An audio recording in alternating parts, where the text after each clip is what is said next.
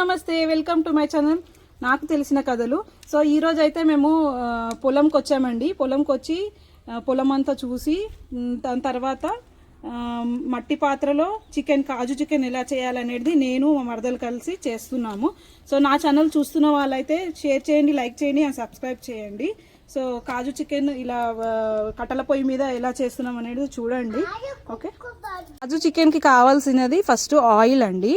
Next కాజు అయితే నేను ఇంట్లోంచే ఇలా పౌడర్ పట్టుకొచ్చాను. కాజు అండ్ అల్లం ఎల్లిగడ్డ అండ్ గరం మసాలా అండ్ కారం, ఉప్పు, పసుపు, బిర్యానీ ఆకు అండ్ మిగతాది వచ్చేసేసి ఇలా ఉల్లిపాయలు తరుముకున్నాను, ఉల్లిగడ్డ అండ్ కొత్తిమీర అండ్ చికెన్ పసుపులో కలిపానండి. కడిగేసి చికెన్ వాష్ చేసి పసుపులో కలిపాను. ఎందుకంటే దీనికి ఏదన్నా స్మెల్ కానీ ఏదన్నా ఉంటే కనుక సైడ్ ఎఫెక్ట్స్ మనకి ఏవి రాకుండా ఫ్రెష్ ఉండడానికి చికెన్ అనేది.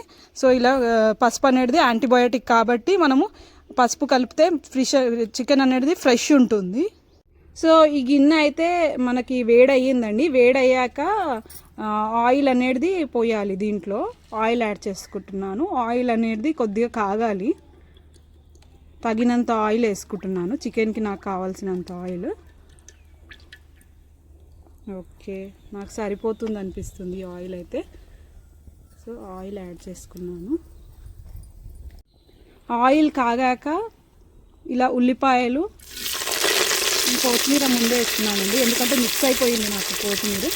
సో కొత్తిమీర, ఉల్లిపాయలు వేసేస్తున్నాను. వేసేసి కలపడమే. సో రమా, నీకు ఏం గుర్తొస్తుంది ఇది చేస్తుంటే? నాకైతే ఒక విషయం గుర్తొస్తుంది. మేము చిన్నగా ఉన్నప్పుడు సమ్మర్ హాలిడేస్లో ఇలా మా అమ్మమ్మ దగ్గరకు వచ్చినప్పుడు మేము ఏంటంటే మా అమ్మమ్మ చేస్తుండే ఇలాంటి మట్టి పాత్రలో. ఎప్పుడైనా కానీ మనకి ఎక్స్పెరిమెంట్ రాదు ఫస్ట్ ఆఫ్ ఆల్. ఈ మధ్య అనేది నేర్చుకున్నాను. నేర్చుకొని చేస్తున్నాను. నీకైతే అలవాటు ఉండవచ్చు. నువ్వు ఊర్లో పుట్టి పెరిగావు కాబట్టి, మనం సిటీ కాబట్టి మనకైతే అలవాటు లేదు. సో అయితే మా అమ్మమ్మ ఏం చేస్తుండే అంటే రమా, మట్టి పాత్రలో, మట్టి కుండలో ఇట్లా ఉల్లిగడ్డ, టమాటా జస్ట్ ఆయిల్ ఆ టైంలో, ఆ కాలంలో, ఆ రోజుల్లో అసలు ఆయిల్ అనేది ఎక్కువ వాడేవారు కాదు. సో అయితే ఆయిల్లో చిన్నగా కొద్దిగా ఆయిల్ వేసేసి దాంట్లో ఉల్లిగడ్డ టమాటా, జస్ట్ ఉల్లిగడ్డ టమాటా కూర చేసినా కానీ చాలా టేస్ట్ ఉండేది. ఎంత టేస్ట్ ఉండేది అంటే 10 బుక్కలు ఎక్కువ తినేవాళ్ళం ఆ టైంలో మనము.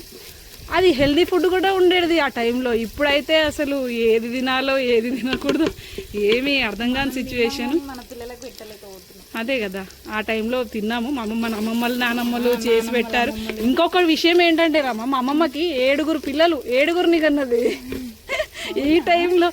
ఈ టైంలో అయితే అసలు మనం అసలు అంతమందిని కనగలుగుతామా? అంత స్టామినా మనకు ఉంటుందా అసలు?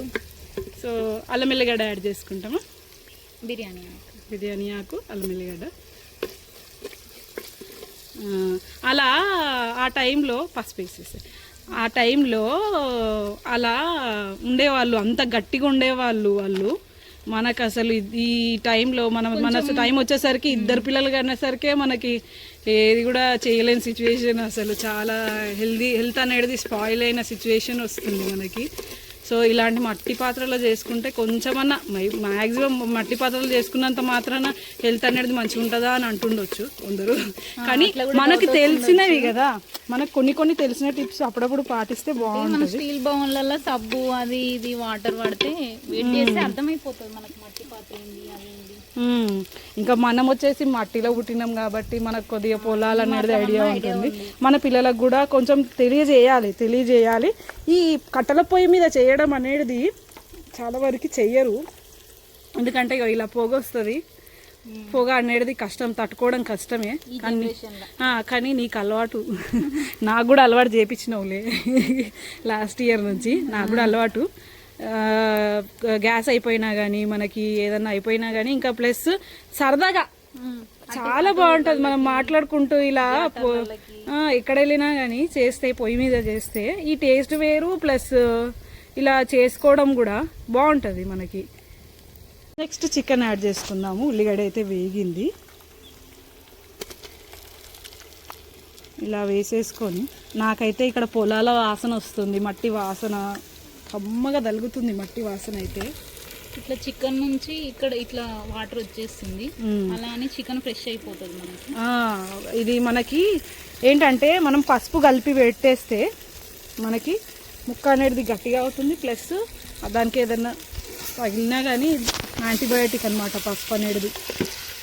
అప్పుడు దెబ్బలు తాకితే చిన్న చిన్న దెబ్బలు తాకినా కూడా పసుపు పెడుతుండే కదా మన అమ్మ వాళ్ళైనా కానీ కానీ ఇప్పుడు ట్యూబ్ ఎక్కడ ఉంది, ఎక్కడ ఉంది, ఇదే కదా వెతికేది. చేంజ్ అలా వస్తూ ఉంటుంది జనరేషన్కి. అది కట్టెగా ఆలిపోయింది, ఈ కట్టెని ముందుకు జరుపుదాము. ఇంకా రమ్మ మీరు ఎట్లా చేస్తుండే? మీ అమ్మమ్మకి ఎంతమంది, మీ నాన్నమ్మకి ఎంతమంది? ఇద్దరు బాబులు, మా అమ్మ ఒక్కటి. మా అమ్మకి ఇద్దరు బాబులు, నేను ఒక్కదాన్ని. తక్కువనే, చిన్ననే సంతానం. మా అమ్మమ్మకి అయితే 7 ఉండే, మా నాన్నమ్మకి 4 ఉండే.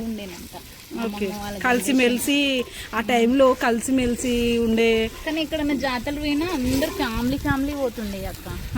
అందరు బాగా అంటే ఏదున్నా అందరికి షేర్ చేసుకుందరు.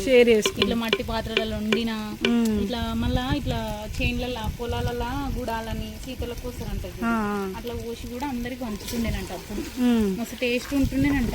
అది పెట్టుకుంటుండే అందరు చాలా వరకు అలా పోయడం, గుడాలు పోయడం అలాంటివి కార్యక్రమాలు పెట్టుకుంటుండే. అదేంటంటే ఆ టైంలో అందరు కలుస్తాము, చాలా వరకు అందరం కలిసేసి అది ఎంత మంచిగా అనిపిస్తుంది అంటే మనకి ఆ కలవడం కోసమైనా అలాంటి చిన్న చిన్న కార్యక్రమాలు రావాలి అనిపిస్తుంటది. ఇట్లా మూత పెట్టుకొని కొద్దిగా ఉడకనివ్వాలి కొద్దిగా. ఇలా కొద్దిగా ఉడికాక నేను కాజు పౌడర్ అనేది యాడ్ చేసుకుంటున్నాను. కాజు పౌడర్ యాడ్ చేసి కొద్దిగా ఉప్పు కారం,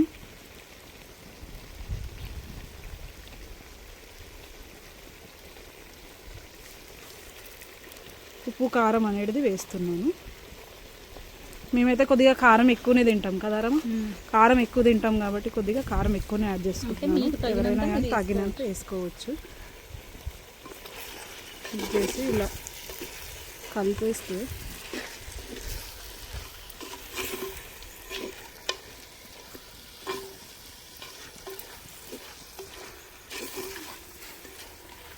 ఇలా చెట్టు కింద వండుకొని తింటే ఎంత మంచిగా అనిపిస్తుందో అసలు.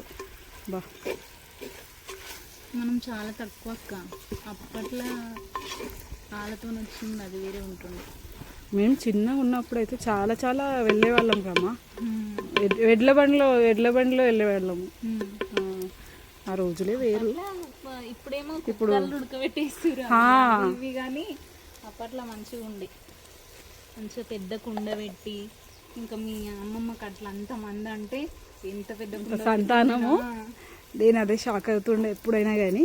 ఆమె ఎప్పుడైనా కానీ మేము వెళ్ళినప్పుడు ప్రతి ఒక్క మనవళ్ళైనా కానీ దగ్గర ఖచ్చితంగా వండి పెడుతుండే, తింటుండే. నేనైతే చాలా గుర్తు చేసుకోవాలి. కానీ మా నాన్నమ్మ కూడా అంతే. మా నాన్నమ్మ అయితే సొంత పిల్లల్లాగా చూసేది. మొత్తము మనవళ్ళని అయితే మొత్తం వాళ్ళ మీదనే మేము పెరిగినాం మొత్తం. అయితే చాలా వరకు వాళ్ళు చూపించిన నడకనే మార్గమే ఇప్పుడు ఇలా సక్సెస్ఫుల్గా ఉన్నామని చెప్పొచ్చు. వాళ్ళు లేరన్న బాధ. కానీ మర్చిపోవద్దు పెద్దవాళ్ళని ఎవ్వరు కూడా, అమ్మ నాన్ననైనా కానీ, అమ్మమ్మ తాతయ్యలనైనా కానీ, ఎవరైనా నానమ్మ తాతయ్య అయినా కానీ, పెద్దవాళ్ళ మార్గాలు ఎందుకు చెప్తారంటే సూచనలు పాటించాలని కాదు, కాకపోతే వాటిని బట్టి ఎక్స్పీరియన్సెస్ బట్టి చాలా నేర్చుకోవచ్చు. మనం చాలా అంటే చాలా నేర్చుకోవచ్చు. మనకి కొన్ని సిచ్యువేషన్స్లో మనకు అవి తెలుస్తుంటాయి. అరే ఇలా చెప్పింది అప్పుడు ఇది కరెక్ట్, ఇలా ఇది జరిగింది, ఇది కరెక్ట్ అని చెప్పేసి.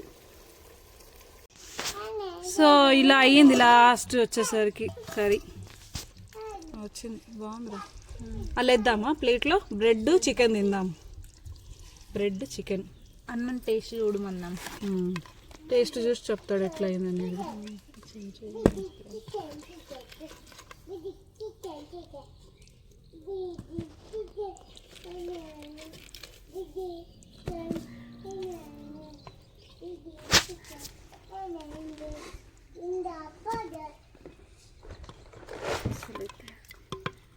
Chicken, bread chicken. అమలు తింటావా బ్రెడ్ చికెన్? ఎందుకు తినవా?